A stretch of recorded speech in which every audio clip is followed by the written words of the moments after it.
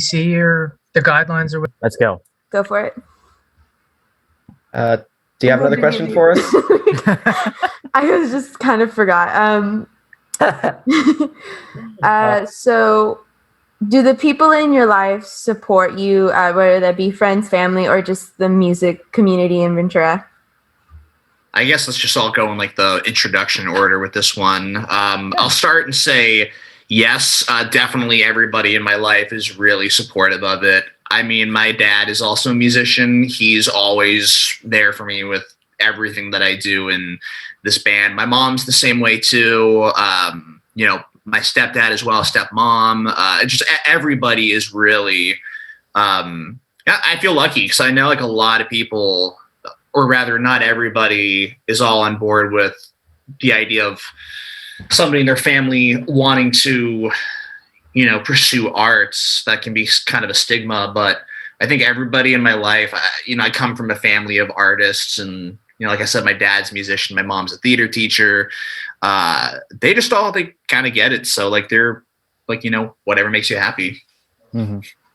And then I think each worded it pretty well, but I would just have to agree as well that my family is also really supportive of me. They've always cheering me on. They're always really proud of whatever the band releases as new music or any new songs that I've written that is separate from the band that they also like. It's just anything that I do that's creative, they've always been pretty supportive and they're always a fan.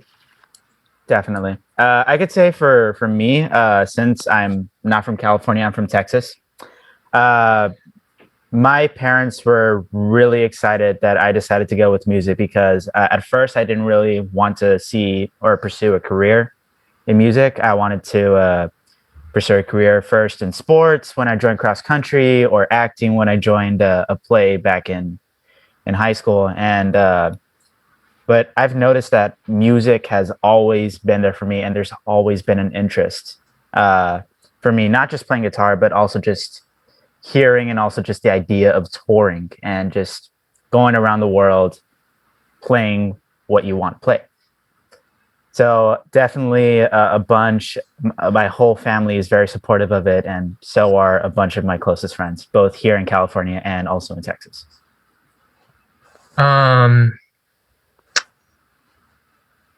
Supportive, not supportive. I think it's kind of a mixed bag. It's kind of more in the middle with my family. Thankfully, I've always kind of had a competitive spirit. My mentality has always been like a kind of like an I'll show you kind of mentality, which is good sometimes and bad sometimes. But I think with my parents, it definitely took a lot of convincing to even sell them on the fact that, you know, doing music can be a viable career option in any way, shape, or form. And I mean, the reality is just that if you want to do music, you don't just have to be the best. You also have to be very outgoing. You have to know the right people. You know, there is this thing you call like luck, where your ability meets the opportunities that you're given. So I just said like, okay, well, I'll do all of that then.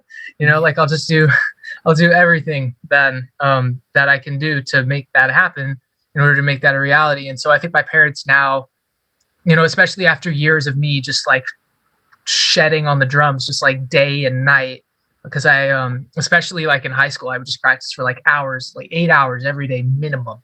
And, you know, after seeing my dedication, they were finally like, okay, maybe he can do this, you know? And so I think that now they definitely support me more so than they ever have. But, you know, you, again, with like friends and family, it's kind of this thing where it's like, yeah, like that's cool that you do that, you know, but they probably don't really expect anything to come of you or for you to become big. You know, like, and then on the other side, you'll have your people who they really believe in you and they're like, you can absolutely do this. And so it's just kind of like a toss up for me.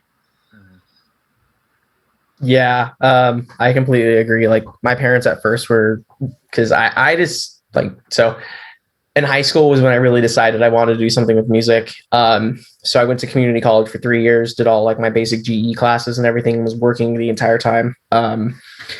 And I still was as driven as I was in high school, but of course, when I would probably be in the same shoes as my parents when I told them as a 17-year-old, oh, I want to pursue music as a career. And of course, being the adult now, realizing like all the logistical nightmares that me as a 17-year-old would have never thought about. It's kind of just like worked out that as we've progressed with this band and my parents have kind of seen it.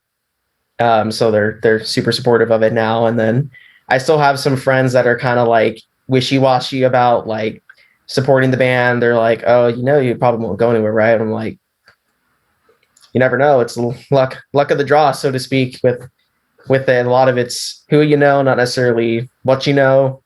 So we're always kind of just grinding. And of course, my parents are always like, if you're going to do it, like give it your all. Don't half in, half out and be kind of wishy-washy about it. Just if you're going to do it.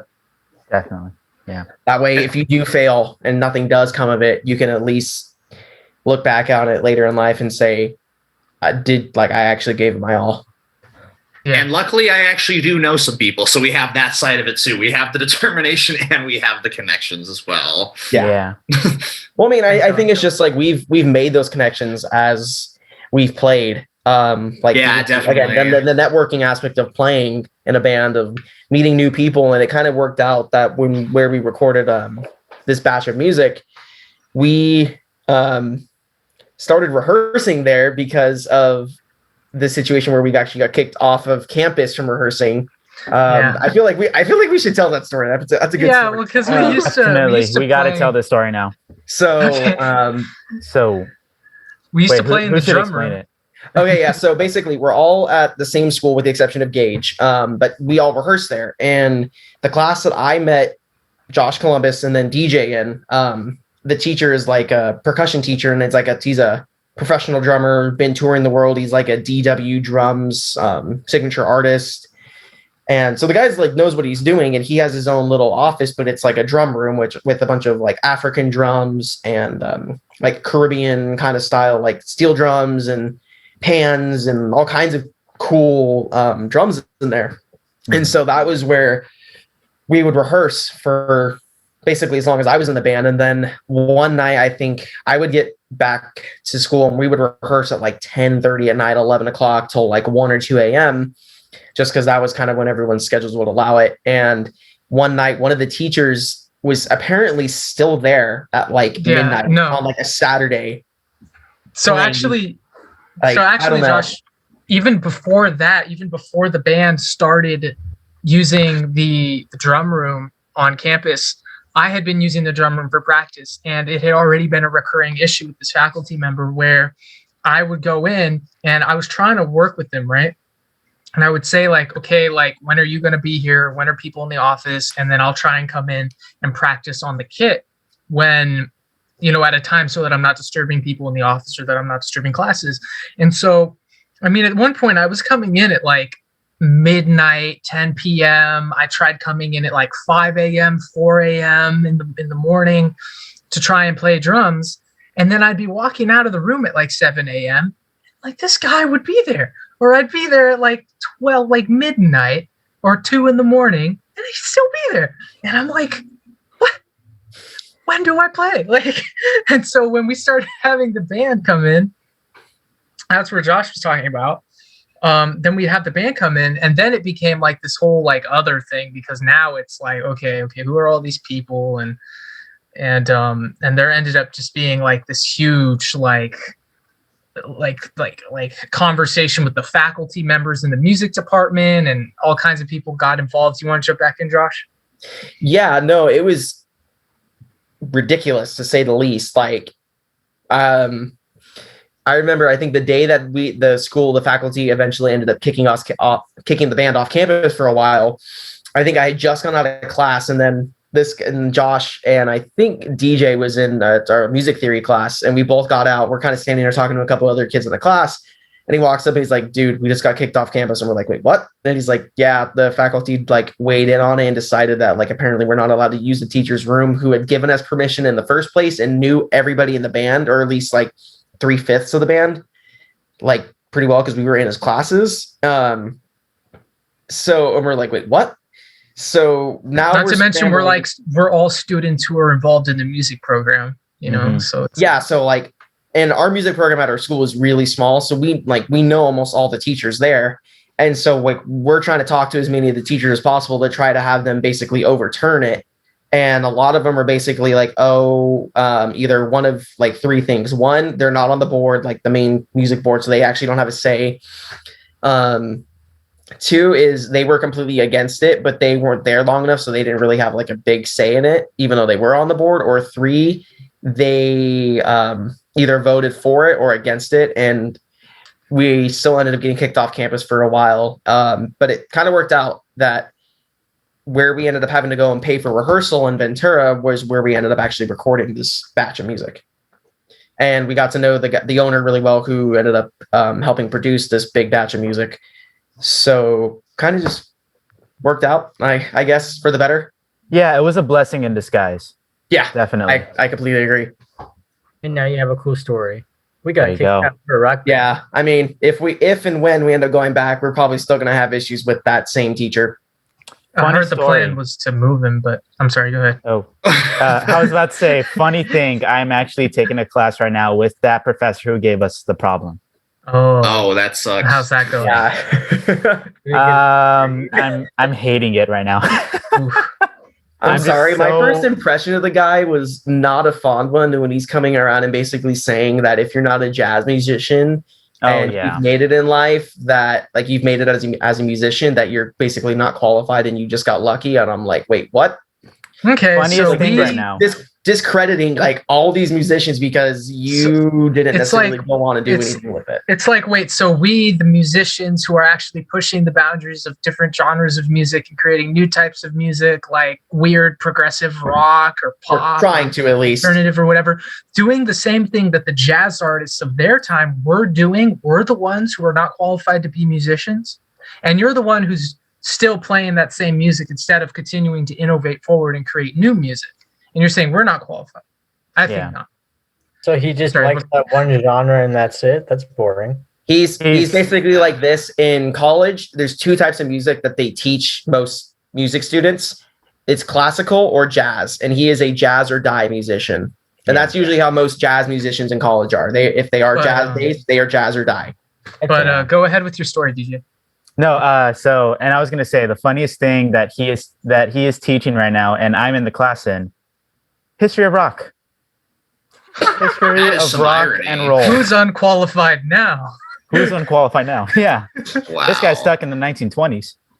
Man. I mean, I just don't get, like, jazz is great and everything, but how could anyone just only be like into one style of music? I just can never personally understand that. I don't know. There's so much out there, but not to like knock anyone who is, but I mean, I don't know. You're missing out. I mean, that's the thing. If you're stuck in one genre, like if you're stuck in classic rock or jazz or blues, you're missing out on genres of music. Like a lot of which, like for me, I know like I'm barely kind of starting getting into like EDM and dance music and stuff like that. And like, it's taken me a long time, but I'm finally getting into it and kind of starting to see the allure of it. And before I never really did, but it's kind of like that same premise. You just like close off like the rest of the music world and you become very limited on what you can listen to because actually this might be a good time to kind of talk about our musical influences because you just reminded me about how one of the first artists, Alice over there, like you had my question.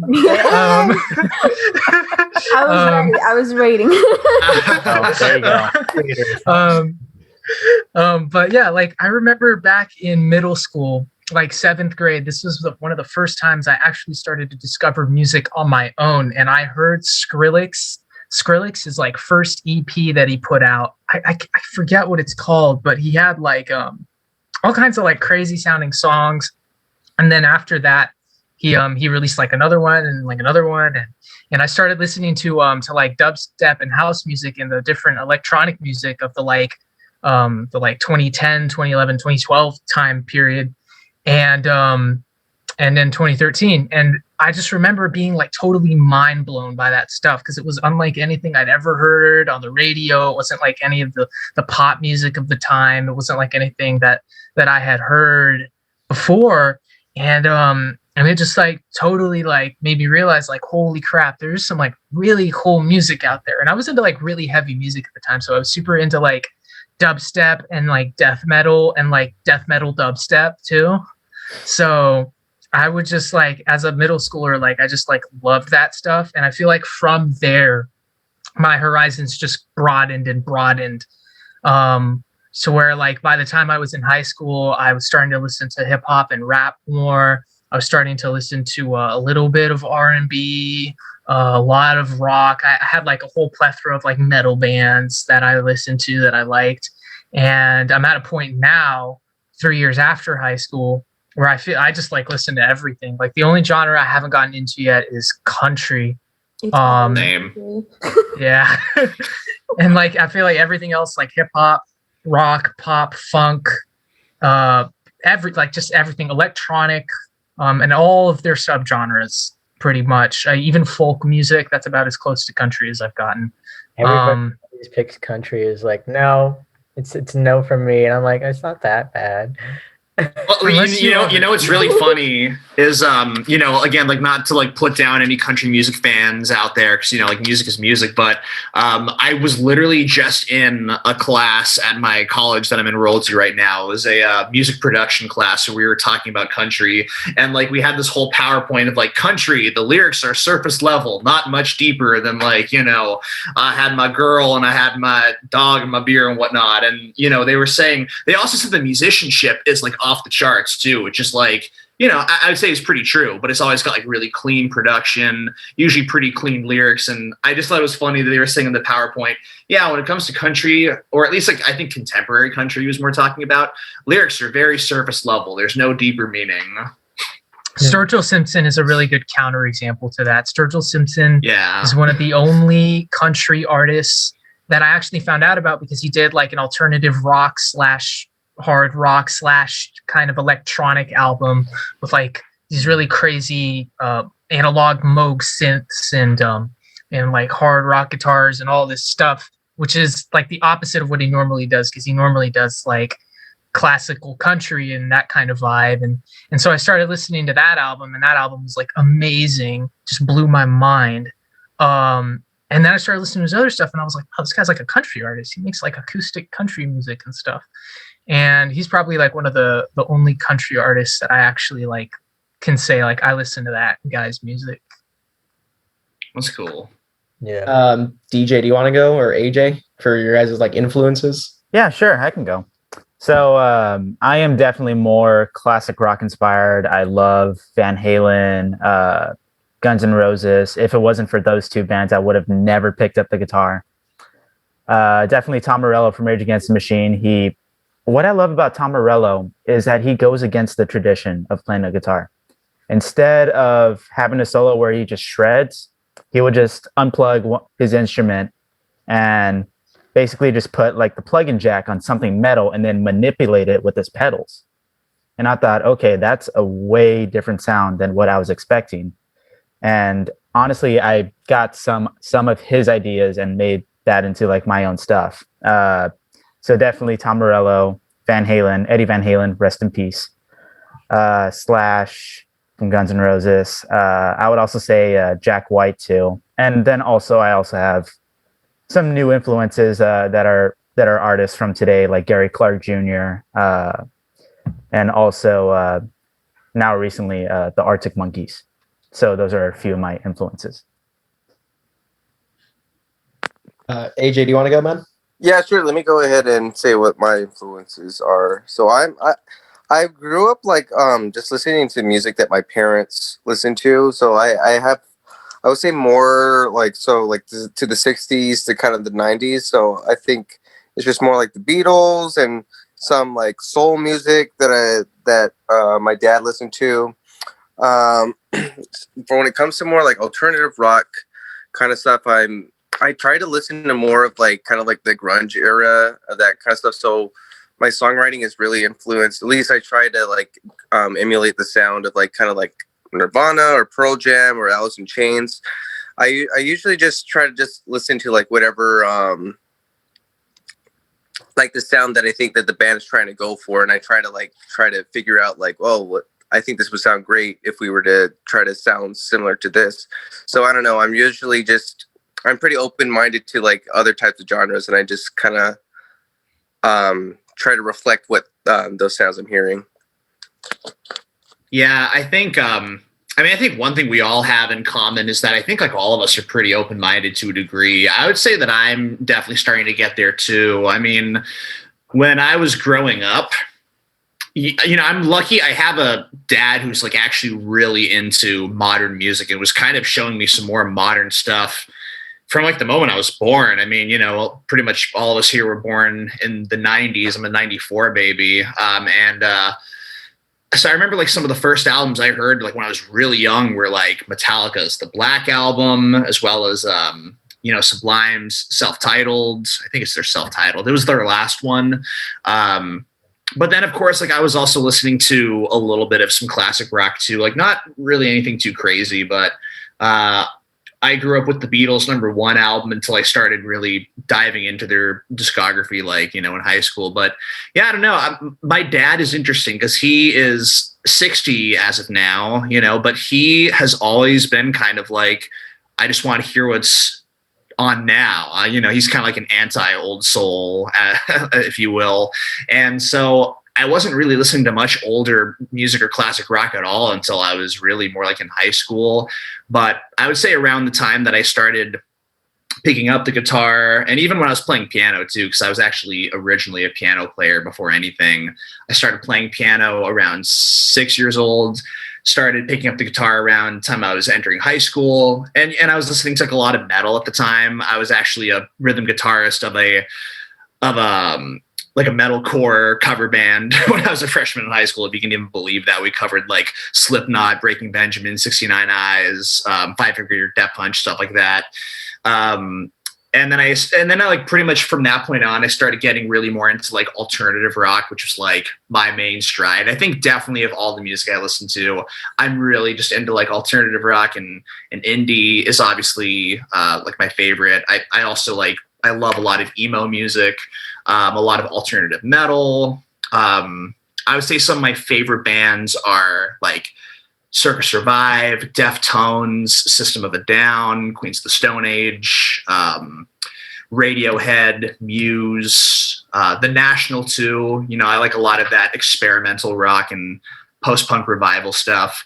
Kind of like what Josh Salvatierre was saying earlier too. I think like as of the last couple of years, I started to get a little bit more open-minded, started to listen to some, rap and hip hop and EDM when I never really had like an appreciation for that kind of stuff before. And it's still not my go-to style of music, but I'm really just kind of like learning about right now, especially my music production class, just to kind of like listen to as much contemporary music as possible so I can hear like all of what's out there and what's now. And that really helps to like have a good ear for production too. I just think it's good to be well-rounded. And I think the last thing I'll close on is that, surprisingly enough, along with everything else that I've already mentioned, I am also to a degree kind of inspired by musical theater too.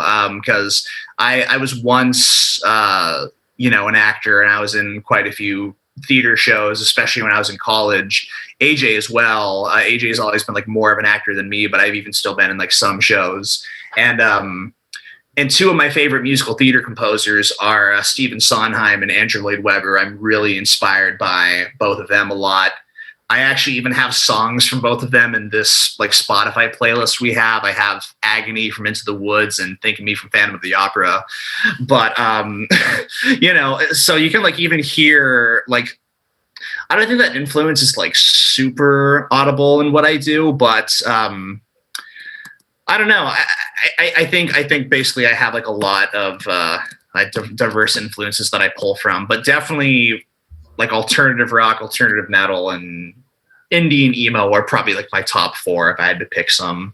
Theater music is like the best though. I remember in high school, I played a lot of theater music. I actually conducted a school play in one of because we have 2 theaters. We have like a big theater that we do like professional productions in, and then we have like a little black box theater, and that's where we did kind of like the smaller sort of shows.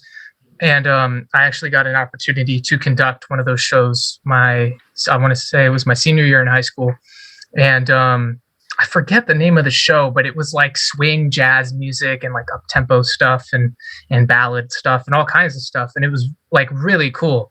And that was kind of like the most jazz I had ever played. And then in the spring, I actually did my first professional theater production, and that was Thoroughly Modern Millie. And I'll never forget that because I had to practice so much, and the rehearsals were like so intense because this is like a professional production. And they were going to bring some ringer in on drums, like some guy from the Bay Area, and they were going to have him come in. And they ended up giving me a couple of shows. And I remember just like 3 hours. I had like 3 hours, which is the length of the show, to practice before the show. And I just remember playing through the entire show before I was going to go play the show just to make sure I really had like everything locked down. I've like never practiced drums that much ever, but playing like that old ragtime jazz stuff is super hard. They just had like different ways of doing things on the drums back then. But theater music is like 100% the best. Your music is pretty lit. Honestly, what I was going to say too, my last point is that like I think some of the musical theater music that I listen to have really kind of helped shape like my compositional skills too. Because when I was when I was a music major in college, I took a 2-year songwriting program, and we had to do like string quartet and woodwind quintet and stuff like that. And I definitely think particularly Stephen Sondheim in particular really just kind of opened my mind to what's known as polytonality, which is writing songs in multiple keys and, using non-chord tones and what's it called? I can't remember the name, like lateral harmony or whatever it's called. I don't know, but I used to be an expert at those terms, but you get what I'm saying. It really just kind of opened my mind a lot. And also, too, I'll never forget when I first ever heard one of my favorite albums of all time, Radiohead's Kid A. That was an album that I really like despised when I first heard it in high school because I was like very much, kind of in the box of what sounds traditional. And I think Kid A was like an album that really opened my mind to more experimental and avant-garde music and helped me eventually develop a palette for just experimental and avant-garde art in general that I would have never otherwise appreciated. It's interesting. Because as I mentioned, I come from the guitar world originally, and I still play guitar, just not in this band. So it's really odd how like a lot of my influences for guitar just don't transfer at all. And guitarists that influence me in my own writing style and guitar, I'm actually like into a lot of the bassists now from those same bands. So a couple of them were like Mike Dirnt from Green Day, killer bass lines on songs like Longview, She. Mike Dirnt is Yeah. He's good. that's some really good bass on some songs I've like underappreciated as a kid, like, and primarily focusing on like punk guitar and stuff. And then like Michael Schumann from Queens of the Stone Age. And funny enough, I think as a band, there's one album that we all agree on is like absolutely phenomenal. Is Queens of the Stone Age Song for the Dead. Or Songs for the Deaf. Yeah, Songs for the Deaf. There you go. Amazing record, front to back. Yeah, I had like Dave Grohl on drums and all kinds of features on that album. Like that album is overall just a great album. But then like the big thing is coming in on this album in particular, and really like kind of having some basic knowledge on guitar, and I was able to transfer it to bass. I think the biggest bass inspiration for this like first batch of music is probably Nikki Moniger from Silver Sun Pickups.